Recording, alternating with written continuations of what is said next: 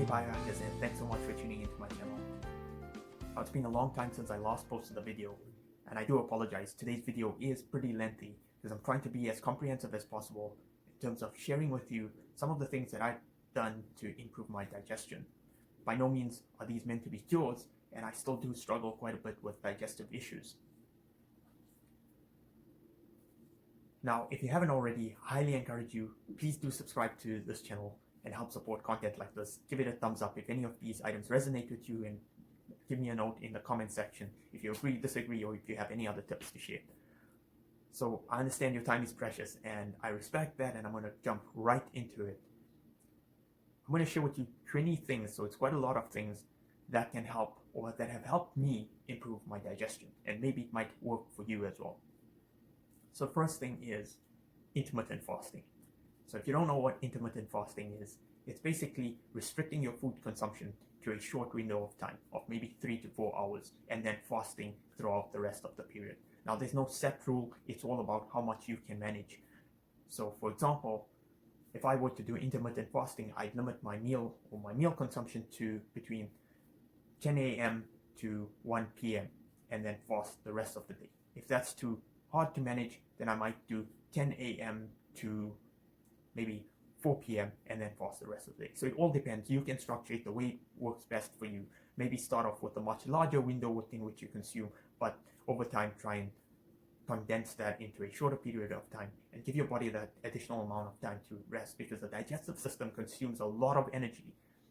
So the less that you're consuming, so if you're constantly refueling, you're consuming a lot of energy, and if you have a sluggish digestive system, it's just going to make it so much worse.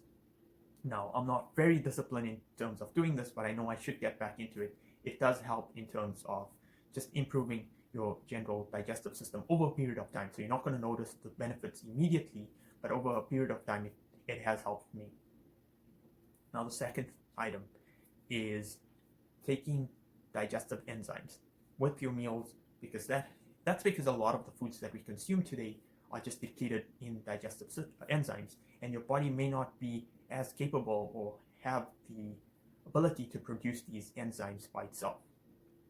So highly encourage you to research a bit more about digestive enzymes. I just take a basic one, and if the meal's pretty simple and whatever you're consuming is pretty simple, it can help alleviate digestive issues. Now, what's better than digestive enzymes, and this is the third one, is digestive bitters. Now, digestive bitters is something that you can take about 30 minutes to 45 minutes before consuming a meal, and I usually do this on a more regular basis, because what it does is stimulates your body to excrete those enzymes before consuming a meal. And it's better than the enzymes because now you're forcing your body to start producing its own enzymes. So if your digestive system is not that bad, I would highly encourage to consider or to research a bit more about digestive bitters and see if that can help you. Now, number 4 is something that's completely natural. I really love this, and that is consuming more arugula. It's a tip that my naturopath shared with me, and trying to consume more arugula before you're consuming your meals, or even with your meals, can really do wonders. Now, I never believed it at the first time, but ever since I started doing this, it's become a regular. Now, number 5, building on that, is to consume more greens with your meals. Because greens are more bitter, they generally tend to stimulate the digestive system. So try and consume more greens in general with most of your meals, be it spinach or kale, or whatever other greens you can find, even if it's just arugula as well, and just try and consume each meal with a little bit of greens as well. Number 6 is consuming raw foods. And the reason why raw foods is because in raw foods, the enzymes are still intact. They're not destroyed by the cooking process, by the heat that kind of takes away or kills off those enzymes before you consume it. So the more raw foods you can eat, or more lightly steamed foods, if it's not raw, then try and consume lightly steamed foods, and try and eat it within 20 minutes of cooking. Don't leave and try and eat leftovers, because leftovers are just toxic to your body. Try and cook your food fresh and eat it fresh, especially if you're suffering from digestive issues. Now, the 7th one, and this might be a bit controversial for some, but that is trying to stick to a plant-based diet. Now, meats generally are bad for the environment, and you all know I'm a big advocate of being vegan because it's just so much more connected with nature and connected with life in general, and so much more respectful to the environment and to all the other living creatures out there. But plant-based foods are so much better on our digestive system. Now, if you look at the teeth structure, we are generally set up as herbivores, and that's because our digestive system is that of a herbivore, it's not that of a carnivore. We don't have those canine tooths that some of the carnivorous animals have. So generally, sticking to a diet that's in tune with who we are is going to be so much better for your digestive system. Now, number 8 is staying away from processed foods. I know this can be pretty hard because a lot of the processed foods are engineered in such a way that they make us want to consume more of them. And it's really hard, and I still struggle from this, and I still do consume processed foods, but try and reduce it so that your whole foods are quite a significant proportion of your diet relative to processed foods. And over time, hopefully, we can eradicate most of the processed foods from your diet, because processed foods generally are depleted in enzymes. They don't really have a lot of nutritional content, or they're just fortified with vitamins and that to try and buff up the health benefits, but it's not really health benefits. So trying to eliminate processed foods, you're going to get so much more benefit out of eating a whole food plant-based diet. So let me get into the next point, and that is drinking more water. Now, I know it can be hard if you don't like consuming water, but try and consume water at least when you're thirsty. If you're sensitive enough, then you can realize when your body's thirsty versus hungry, because oftentimes what I've noticed is I feel the urge to eat, but it's just a thirst desire. And if you can consume more water, you can remove that need to consume food, because all that your body is craving is more water consumption. So that's going to help in terms of also managing your food cravings. Now, there's another video that I will share with you in the coming few weeks or months about the quality of water that we're consuming, but more on that later. Let's get into the next one, and that is number 10.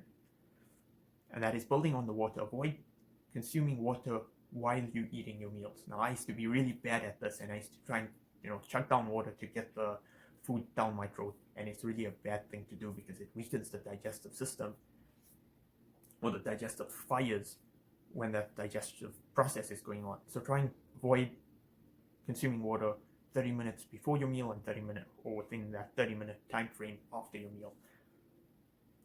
Now, that goes on to the next point, and that is consuming a warm, maybe a ginger tea, about 30 minutes to an hour after your meal. And why warm? Because anything cold is going to dampen that digestive fire after your meal. So try and avoid any cold drinks, cold foods after your meal. So that means no go for ice cream after your meals, especially if you're someone who's suffering from digestive issues. So what's the next point? That is sprouting. Now, I'm someone that's a big advocate of sprouting your nuts, seeds, grains before consuming it. Making sure you soak them, because a lot of these nuts and seeds have phytic acid barrier around it that just dampens the digestive system and causes havoc in your digestive system, so that your body isn't able to digest them well. But if you're looking for more information on that, I've done a video on the importance of sprouting, so go and have a look at that if you want more information on that, and you can see why it's so important and why people who have digestive issues really struggle when they consume unsoaked and unsprouted nuts, grains, and seeds. Now, number 13, and that is consuming more fermented foods. Now, fermented foods are rich in probiotics, and they can definitely help to improve your digestive system. So if you're consuming a meal, adding a bit of kimchi or whatever other fermented food, be it sauerkraut, to that meal can really help in terms of digesting that meal. Number 14, and that is exercise. Now, I can't stress this, and you've probably heard a lot about it, about how important exercise is in terms of our digestive system. Now, I'd highly recommend that it's not just very minimal exercise that's going to help you, because you're probably not going to notice the effects. It's going to be at least about 30 minutes of high heart rate exercise that's going to get you sweating. Because what you want to do is improve the circulation, and the better circulation that we have is going to help improve your digestive system over the long run. So if you're not someone that's exercising, maybe that's the missing element that's keeping you back from improving your digestive system. Number 15, and you've probably seen another video of mine, and that is all about celery juicing. Now, celery juicing can do wonders for the digestive system, especially when it's taken in its pure form.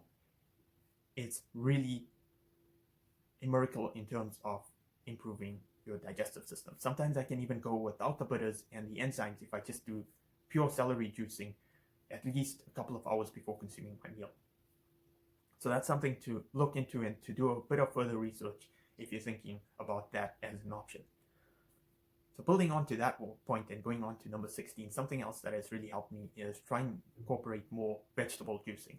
Now, I'm not a big fan of taking supplements and multivitamins and all those sort of things, but I do believe in trying to get as many vitamins, minerals from its natural source. And I think juicing is probably one of the best things that have ever come to my attention in terms of helping me get in those more vitamins, minerals from natural sources, because it's concentrated. So a cold pressed juice can really be beneficial in terms of getting those nutrients into your diet. Cold pressed juice early in the morning is just fantastic. So getting into the next point, and hopefully some of these points have resonated with you so far. So let's get into the last few. Number 17, that is making sure you get enough sleep. Now, sleep is one thing that I never really respected, and I still need to do a lot more work on in terms of getting adequate amounts of sleep. So what should we be aiming for? We should be looking for at least 7 to 8 hours of sleep. If not, maybe 6 to 7 hours would be considered adequate, I think.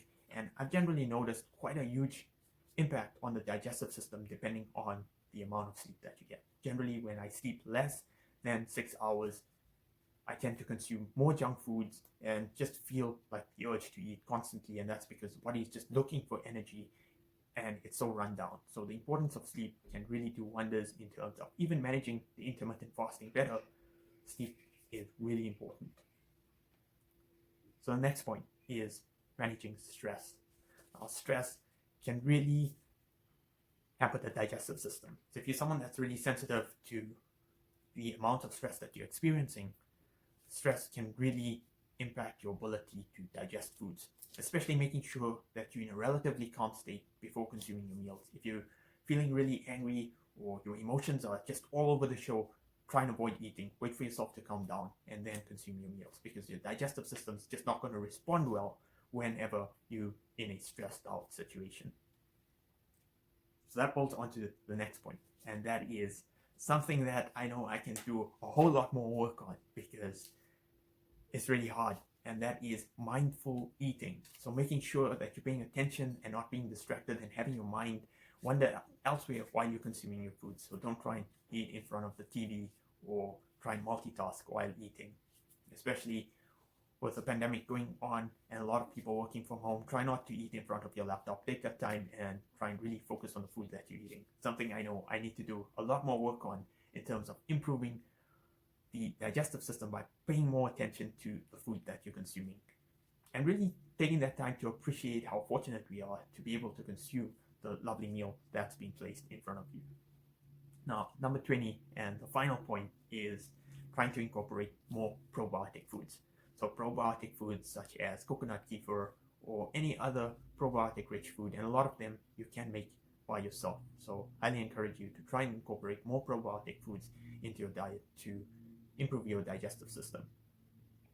So I know it's quite a lengthy video, but one reminder at the end, and something that's really important, is that it doesn't really happen overnight. It takes quite a long time to be able to improve the digestive system. It's taken me quite a long time to make even marginal improvements. So a lot of these habits are something that I've had to stick with for quite a long time to be able to see some sort of meaningful improvement in the digestive system. But generally, consuming a whole lot less foods and trying to do regular detoxing and fasting can help to improve the digestive system on an overall basis. So hopefully these points resonate with you. If you're someone that's struggling with digestive issues, it can help you to at least gain some sort of improvement in your digestive system. So if you like this video, please do give it a thumbs up. Please subscribe to my channel. If you want to hear more content like that, just let me know in the comment section below. If you have anything to share, because by no means is this an exhaustive list, there's still quite a lot more things that you can do to improve your digestive system. And if you have those additional items to share, please drop it down in the comment section below. Thanks so much, and hope to see you guys on the next video.